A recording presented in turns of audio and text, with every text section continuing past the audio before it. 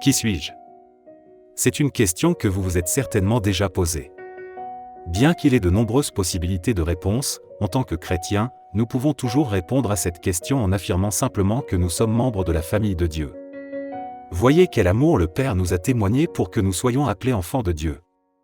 1 Jean 3 verset 1er. À première vue, certaines personnes pourraient argumenter en disant que ce genre de réponse peut paraître trop facile.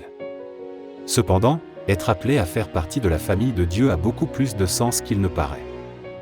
Dieu n'est pas seulement le créateur de toutes choses, c'est aussi le pourvoyeur de tout ce qui nous est nécessaire. Et, tout en nous donnant généreusement tout ce dont nous avons besoin, le plus grand don qu'il nous ait fait est son Fils, Jésus.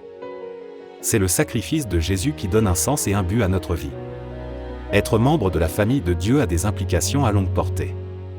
En tant que membre de la famille de Dieu, nous devons faire plus qu'aimer le Créateur et lui obéir, nous devons aussi partager le privilège et la responsabilité de réaliser sa volonté sur la terre. Il n'existe aucune frontière naturelle autour de nous en tant que famille. Ceci fait de nous des filles, des fils, des sœurs, des frères et des intendants du même héritage. Pour nous donner du succès dans ces rôles qui nous ont été attribués par le Christ, dans sa sagesse, il nous a laissé des instructions sur la manière de nous acquitter convenablement de cette mission. D'après ce qu'il avait dit dans Matthieu 6 verset 19, s'adressant à un jeune homme riche, Jésus l'instruisit sur la manière d'utiliser au mieux ses biens terrestres. Si tu veux être parfait, va vendre ce que tu possèdes, donne-le aux pauvres et tu auras un trésor dans le ciel. Puis viens et suis-moi. Matthieu 19 verset 21.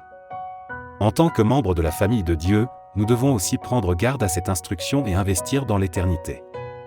Nous devons utiliser les bénédictions reçues pour être en bénédiction aux autres et ne permettre à quoi que ce soit d'empêcher quelqu'un de suivre Jésus. Après tout, le véritable trésor n'est pas nos ressources ou biens financiers ici sur la terre, mais les bénédictions qui nous seront accordées lorsque la famille de Dieu sera réunie. Dieu nous a créés et rachetés pour que nous soyons ses intendants, étudions donc la Bible chaque jour et croissons ensemble en Dieu.